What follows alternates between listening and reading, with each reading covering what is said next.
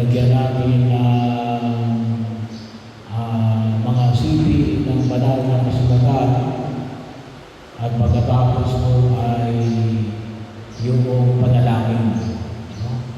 Kasi yan kung tawagin po natin yan istasyon.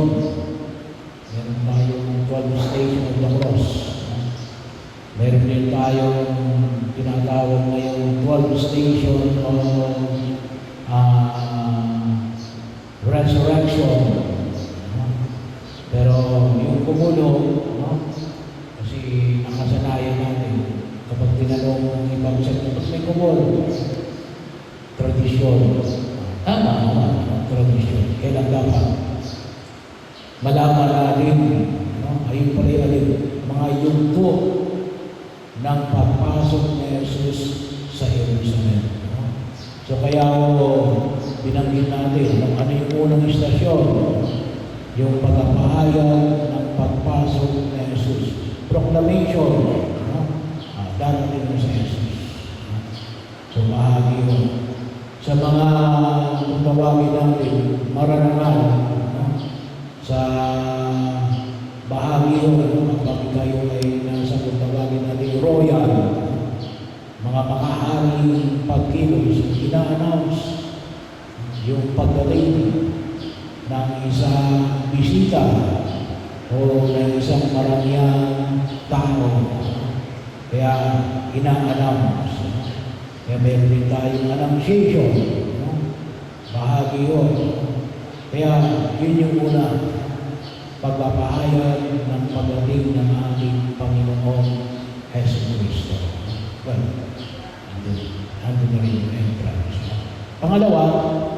Pangalawang bukol, tawagin natin ay dalawang istasyon, ay ang pagpupuri ng bayan. Kaya binahagi pagpupuri ng bayan sa ating Panginoong Jesus Cristo. Bahagi ng pagtugon natin narito na sa Jesus.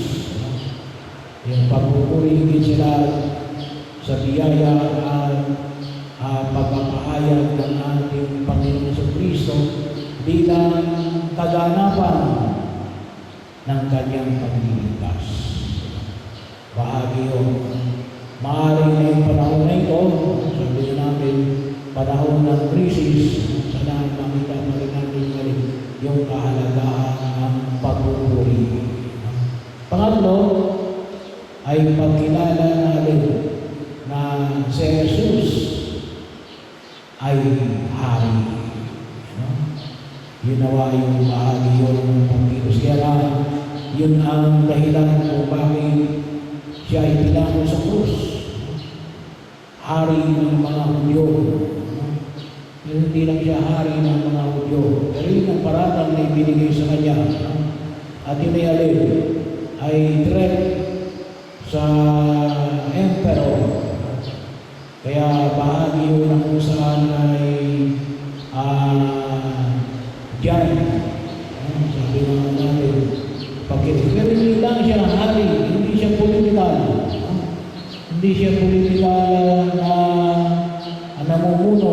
Kasi hari ng sanlibutan na magliligtas sa sanggagawa bilang kaganapan ng pangako ng pagliligtas ng Diyos na kanyang binitiwan mula pa ng pagkakasala ni Eva at ni Adan.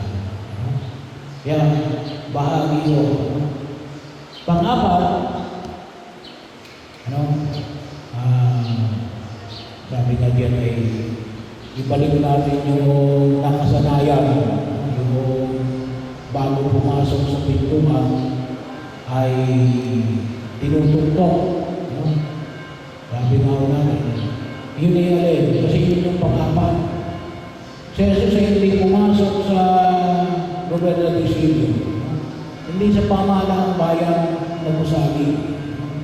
Hindi siya pumasok sa establishment ng political cloud.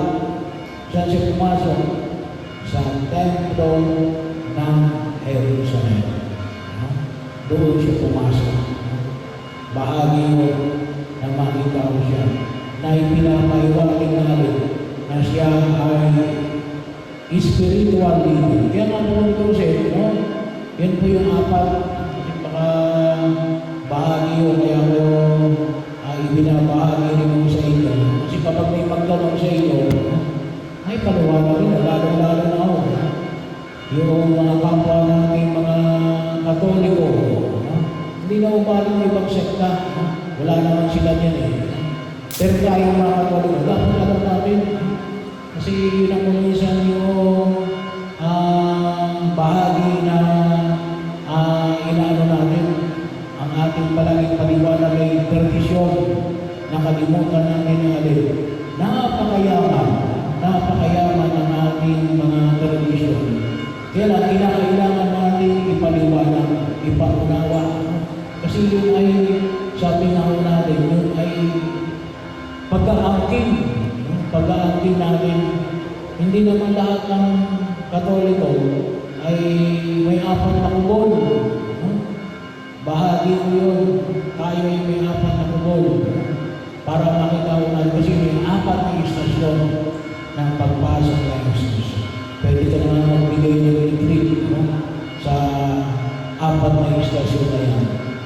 Pero bahagi yun, ang maunawaan natin na itong mga yugto ng pagpasok ng Jesus ay makita natin na kasaluman para, no? Akala natin yung kasaluman ng alin na ibanghelyo natin sa loob ng isa. Kasi yung ibanghelyo natin sa loob ng isa yung maraming pagpasok ng Jesus. Ang bakit mag-enjoy may kasaluman? Kasi dito yan sinasabi natin na ipako sa krus. Ipako sa krus si Jesus. Pangyayari yun na kung saan ay makita ko natin na itong mga nagsabi na Israel, pagtatakwil kay Jesus. Ngayon, naiintindihan natin na yung kanyang pagpapako ay bahagi ng kanyang muling pagkabuhay. Bahagi ito na kinakailangan natin karanasin. Bahagi ito na higit na pagkaunawa natin ng alin. Sana maunawaan natin alin. Bahagi rin ito ng alin ng pagwagayway natin ng ating mga palaspas. Pagwagayway natin ng ating palaspas. Kasi yung pagwagayway natin ng ating palaspas ay pagkilala at pagpupuri namin kay Jesus na kinikilala natin na ating Diyos. Kaya bahagi yun, no? So yun yung mga palaspas na yan, na napilpisikal, no? At tawag na natin yan yung sacramental. Katulad na rin yan ng mga holy water. Katulad na rin yan ng mga inyong mga rosaryo. So bahagi yun, kung maalala pa ninyo, siguro po yung mga nakalipas na ako, siguro po mga 30 years, 40 years, nilalagay pa nga natin yan sa pintungan natin, sa halipan ng pintungan natin. Pero hindi yung anting-anting yan, ha? Huwag yung gawing anting-anting yan. Yan ay alin. Maliwanag na tanda ng alin na pagkilala kay Jesus na ating Hari at Diyos. At pagkilala na kung saan ay alin na nawang magbigay sa atin ng lakas na harapin din natin alin yung pagpasok na Jesus sa Jerusalem. Kasi yung pagpasok na Jesus sa Jerusalem ay pagtanggap niya, pag-aangkin niya na alin, kinakailangan niya suunin ang kanyang paghihirap at kamangkayan upang matubos ang sangkatauhan. At yan po yung mensahe kung mapapansin natin ngayong panahon ng Kwaresma. Na nawa makikisa tayo, kasi lahat tayo gusto natin makikisa sa muling pagkabuhay ng Jesus. Pero ang tanong ay tayo baga ay kasama rin niya sa kanyang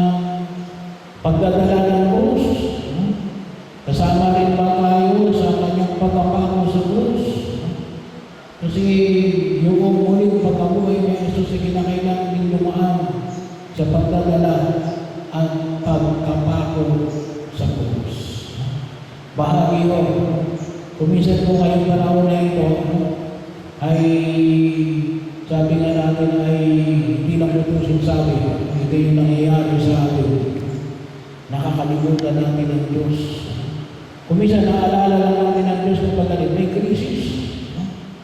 Pero sabi nga natin, itong mga krisis na ito yan ito ay kung lutusin ay na mga medyo nagpapahayag natin, kalubaan na hindi natin pakilala, hindi natin pataway-gaway ng palaspas natin na si Jesus, ang ating hari at ang ating Diyos. Kinakailangan natin makita saan sa pang-araw-araw nating pamumuhay. Bahagi yun. Alam nyo, itong nakalipas ng mga araw ay sabi na natin, natatabunan ang pagkinala kaya sa bakit. Anong nakatatago? Nag-ingay ng daigdig na ito. Anong ingay ng daigdig na ito? Yung kera. Bahagi yun. Kuminsan na yun ay nawala na si Kristo. Bakit? Naririnig na lang ngayon yung mga pagsabog, yung pagkawala ng buhay na nakikita natin. Bagamat malayo sa atin, pero sa atin, ang epekto? Pagtaas ng gasolina.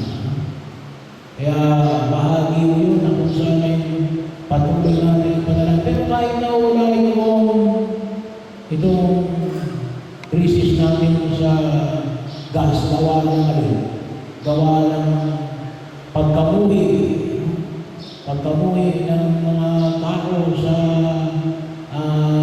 kanyang kapwa-tao. Pero lately rin ako siguro naalala noong 25, Thursday, ay mayroong isang 25 years old na nag-undergo ng na tinatawag natin mercy killing. Dinais siya ay turukan para mamatay. Euthanasia. 25 years old. Isang Spanish. 25 years old. Bahagi yun. Mas gusto niya panalin. Mamatay. Well, may problema siya. Makita ang natin. May problema siya. Siya ay nakabuso. Pero lately, nakita rin na natin yung si Sophia ang pangalan nun. Yung nawawala na nakita na lately patay na. Ay nakita na pumili ng lubid. Teenager, 17 years old. Pumili ng lubid sa isang hardware sa mall at pagkatapos ay kinikil niya ang kanyang buhay. Yung kahit na yung tatay niya, kung saan niya, wala siyang nakitang signs of depression. Pero parang itong mga bata, mga bagong generasyon, pagkakataon, nawawala ng pag-asa. At kung minsan sa akin ang dalawa, hindi ba nila nakikita si Jesus? Bahagi yun na kung saan sigaw na usana sa alam na gabi ay natakpan ng ipako sa krus. Kaya bahagi yun, maraming tao ngayon na napapahamak. Bakit? Dahil mga naliligaw ng landas. Bahagi ho yun. At kung tutusin tayo mismo mga mananampalatayang Kristiyano, Katoliko, sana po ay hawakan natin ang ating mga palaspas. Bahagi ho yun. Huwag natin kalimutan sa mga panahon na tayo ay nabibigatan sa buhay. Huwag natin kalimutan. Hawakan yung palaspas ninyo at sabihin nyo, sana may David. Bakit? Pagkilala natin, ito ang ating Diyos na nagliligtas sa atin na hanggang kanyang dugo para iligtas ikaw